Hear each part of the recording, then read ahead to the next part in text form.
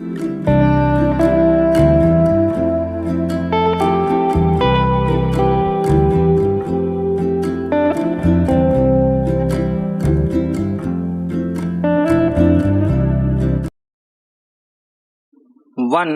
2, 3 start.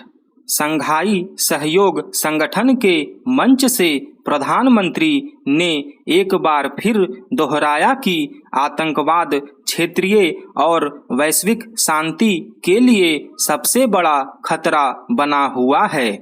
इस चुनौती से निपटने के लिए निर्णायक कार्रवाई आवश्यक है।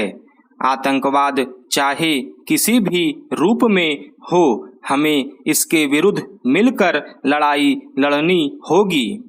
प्रधानमंत्री ने पाकिस्तान का नाम नहीं लिया, मगर इशारा साफ था।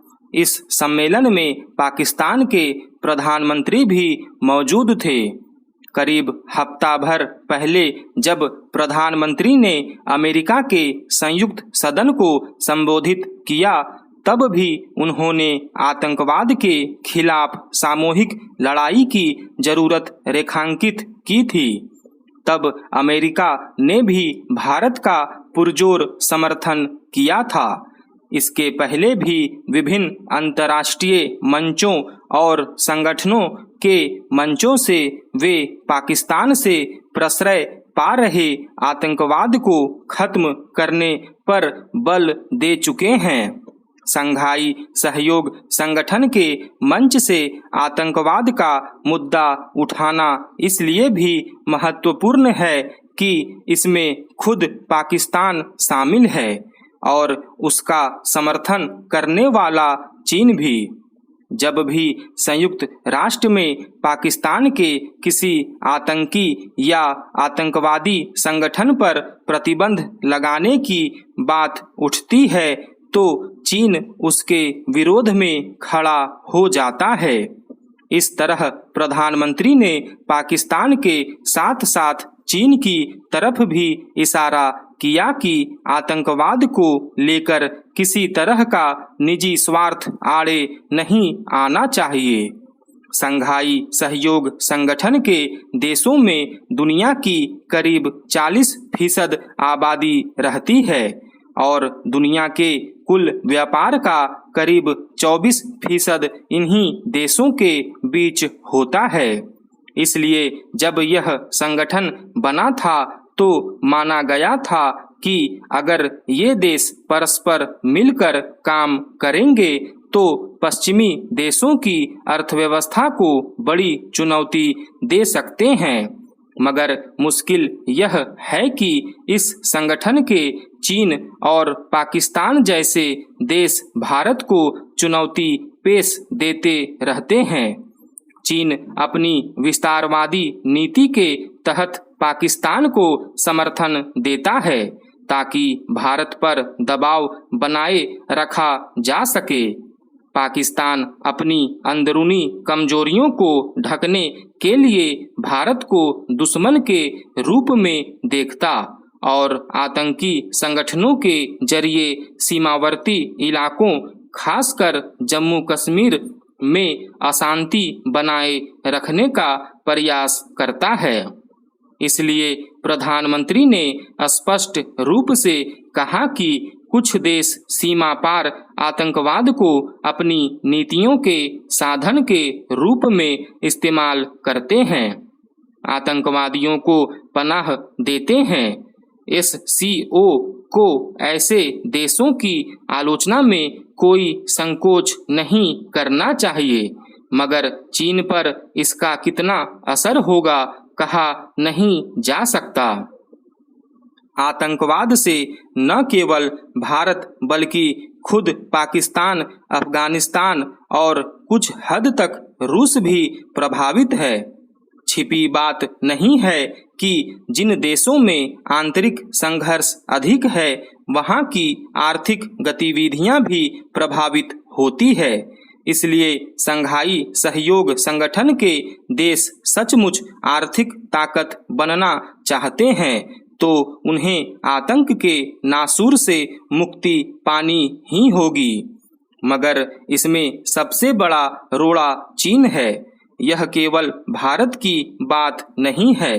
विश्व व्यापार संगठन पर हुए आतंकी हमले के बाद जब अमेरिका ने पूरी दुनिया के देशों को आतंकवाद के खिलाफ एकजुट होकर युद्ध छेड़ने का आह्वान किया था, तब भी कई देशों को अपने निजी हित ऊपर नजर आने लगे थे। इस तरह आतंकवाद के खिलाफ संयुक्त रूप से लड़ाई छिड़ ही नहीं पाई। खालिस्तानी चरमपंथियों ने अमेरिका के सैन फ्रांसिस्को में भारतीय वाणिज्य दूतावास में जिस तरह आगजनी की, उससे साफ है कि अमेरिकी प्रशासन उनके खिलाफ वैसी कठोरता नहीं बरत रहा जैसी आवश्यक ही नहीं अनिवार्य है।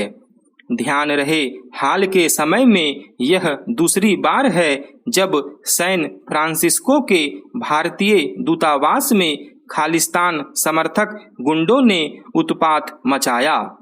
कट्टरपंथी खालिस्तान समर्थकों के प्रति जैसी नरमी अमेरिका में बरती जा रही है, वैसी ही कनाडा, ऑस्ट्रेलिया, ब्रिटेन आदि में भी। कनाडा में वोट बैंक की सस्ती और आत्मघाती राजनीति के चलते वहां की सरकार खालिस्तानियों की घृणास्पद और हिंसक गतिविधियों को कुछ ज्यादा ही निर्लजता के साथ सह दे रही है। इसी कारण वे कभी हिंदू मंदिरों को निशाना बनाते हैं और कभी इंदिरा गांधी के हत्यारों का सार्वजनिक रूप से महिमामंडन कर सभ्य समाज को शर्मसार करने के साथ अपनी घृणित मानसिकता का भोंडा प्रदर्शन करते हैं। उनकी हरकतें बिल्कुल जिहादियों की तरह होती जा रही है। इसका कारण यही है कि उन्हें पाकिस्तान का सहयोग और समर्थन मिल रहा है। कनाडा में तो पाकिस्तानी उच्चायोग का मुख्य काम ही खालिस्तानियों को खाद पानी देना है। खालिस्तान समर्थक कनाडा में आतंकी हरदीप सिंह निज्जर की हत्या से बौखलाए हैं। वे इस हत्या के लिए भारतीय राजनयिकों को जिम्मेदार मान रहे हैं और इसी कारण उनके खिलाफ धमकी भरे पोस्टर निकाल रहे हैं। ऐसे पोस्टर निकालकर वे हमारे राजनयिकों की सुरक्षा के लिए गंभीर खतरा पैदा कर रहे हैं। इसके बाद भी कनाडा सरकार चेतने से इनकार कर रही है। वास्तव में वह अपनी हरकतों से केवल भारत से संबंध ही खराब नहीं कर रही, बल्कि अपने लिए भस्मासुर भी तैयार कर रही है। उसे यह भूलना नहीं चाहिए कि एयर इंडिया के विमान को उसके ही यहाँ रह रहे खालिस्तानियों ने उड़ाया था। इस आतंकी घटना में 300 से अधिक लोग मारे गए थे, जिनमें कनाडा के कई नागरिक थे। यह अच्छा हुआ कि भारतीय विदेश मंत्रालय ने कनाडा के उच्चायुक्त को तलब कर उन्हें चेताया। कनाडा को होश में लाने के लिए भारत को और सख्त रवैया अपनाने की जरूरत है। इसके साथ ही इसकी भी आवश्यकता है कि पंजाब के सभी राजनीतिक दल और धार्मिक एवं सामाजिक संगठन खालिस्तान समर्थकों की एक सुर में भर्त्सना करे। खालिस्तान समर्थक विदेश में इसीलिए उपद्रव कर रहे हैं ताकि पंजाब में अपने लिए कुछ समर्थन जुटा सकें। उनके इन कुत्सित इरादों पर पानी फेरने के लिए पंजाब के राजनीतिक और पंथिक संगठनों को खास तौर पर सजग रहना चाहिए। इसलिए और भी क्योंकि खालिस्तान समर्थक गुंडे एक तो सिख गुरुओं के मान सम्मान से खेल रहे हैं और दूसरे दुनिया भर में रह रहे सिखों को असहज कर रहे हैं। क्या इससे भद्दी बात और कोई हो सकती है कि वे गुरुद्वारों में सिख गुरुओं के साथ खालिस्तानी आतंकियों के फोटो इस्तेमाल करें? ऐसे निकृष्ट तत्व तो सिख हो ही नहीं सकते। स्टॉप।